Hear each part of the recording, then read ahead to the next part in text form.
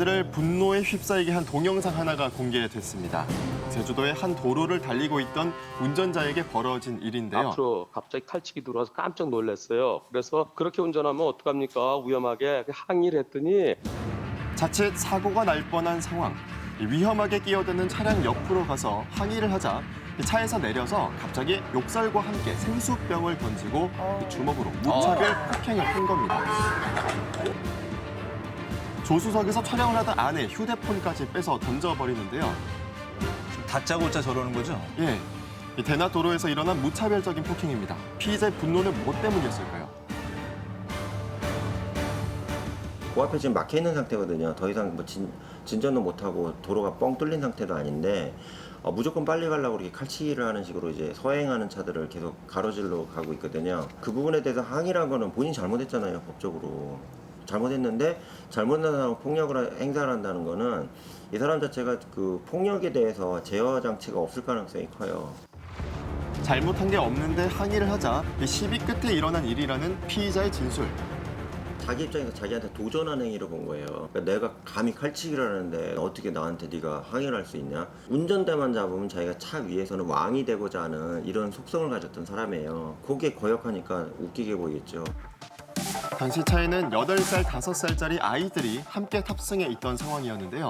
눈앞에서 아빠의 무차별적인 폭행을 목격한 어린 아이들은 이루 말할 수 없는 큰 정신적 충격을 받았습니다. 갑자기 아빠가 어떤 아저씨로부터 맞으니 얼마나 놀랬겠어요. 심리 상담을 받고 있어요. 영상이 공개되자 국민들은 크게 분노했는데요. 놈이지 그거. 이 고발에 차원 쳐놔야 되는 거는. 아들 보는데 그 할짓이라고 그래. 어른을 그래. 저 아버지를 빼먹고 아들이 그건 뭐가 되겠어? 그 폭행 당하는다는 자체가 좀 수치스러운 일이지. 보았던 그 장면이라든지 그런 것들은 트라우마가 크면서 이제 일어날 수 있지 않을까. 언제 어디서 내가 그런 입장이 안 될 거라는 뭐 보장이 없잖아요. 내가 그럴 수도 있겠구나라는 생각으로. 도로 위 갑작스러운 무차별 폭행의 피해자가 내가 될 수도 있다는 공포감에 사로잡힌 시민들. 끊임없이 일어나는 도로 위 폭행 사건에 가해자를 엄벌해야 한다는 목소리가 높아지고 있는데요. 청와대 국민청원 게시판에는 경찰의 철저한 수사를 촉구하며 13만 명이 넘는 동의가 이어지는 상황입니다. 과연 어떤 처벌을 받게 운행 될까요? 중인 운전자를 폭행하여 상해를 가한 경우 3년 이상의 유기징역에 처한다는 규정의 적용이 가능할 수 있을 것으로 보이고요. 아이들이 보는 앞에서 이뤄진 폭행인데요. 아동학대죄는 성립이 가능할까요?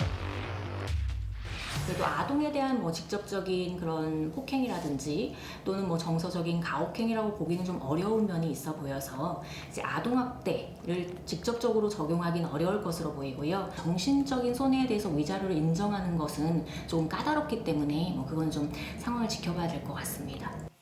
한편 지난 16일 대전 8차선 도로 위에서 폭행 사건이 또 발생했습니다. 접촉사고 보험 문제로 40대 남성이 60대 남성을 무차별적으로 폭행했는데요.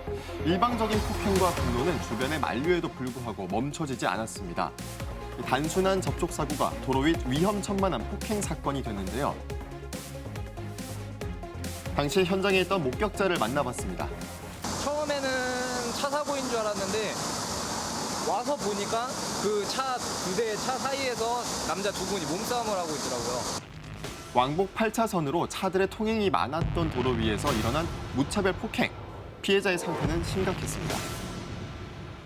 그러니까 이 얼굴하고 목 주변을 계속 강타당하셔서 온통 얼굴이 새빨갰고요. 그리고 손톱으로 많이 긁히셔서 이렇게 간혹 피도 맺혀 있고 뭐 그런 상태였어요. 저도 동영상 찍으면서 누군가가 신고를 하겠지 싶었는데 이 폭행의 정도가 심한데 아무런 도움이 없어가지고 제가 바로 뛰쳐나온 거예요. 하지만 성남 피의자의 무차별적인 폭행은 멈춰지지 않았고 오히려 그 분노는 말리는 목격자를 향했는데요. 아나무인이군요. 제가 이제 폭행 장면을 목격하고 말리러 이제 중앙으로 들어가니까 이제 너는 뭔데 끼어드냐 하면서 이제 육두문자를 쓰면서 저를 밀치고 막 하더라고요. 소위 말해서 눈 뒤집혔다고 하죠. 뭐 정신적인 뭐 문제가 있거나 그런 건 제가 모르겠는데 정말 이제 화를 넘어서 이 좀 눈이 뒤집힌 그런 상태였어요. 피의자의 만행은 신고를 받고 출동한 경찰이 도착하고 나서야 멈출 수 있었는데요. 목격자의 도움이 아니었으면 계속되었을 폭행. 피해자의 상처는 말할 수 없습니다.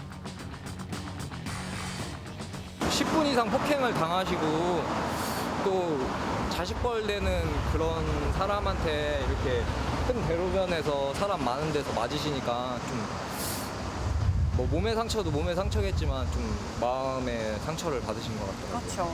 가족들도 큰 충격에 휩싸였는데요. 역사를 자꾸 땀을 내렸다니까. 한국 나이는 내일이면 이제 70인데 당연히 화내는 것도 한 번도 본 적 없고 그런 분이거든요. 사건이 어떻게 진행되고 있는 건지 경찰에 알아봤습니다. 보험 처리 여부를 두고 보험 처리를 해주지 않는다는 이유로 이제 조금 다툼이 생긴 것 같습니다. 피의자가 피해자를 일방적으로 폭행한 것으로 피의자를 입건하여 수사 중에 있고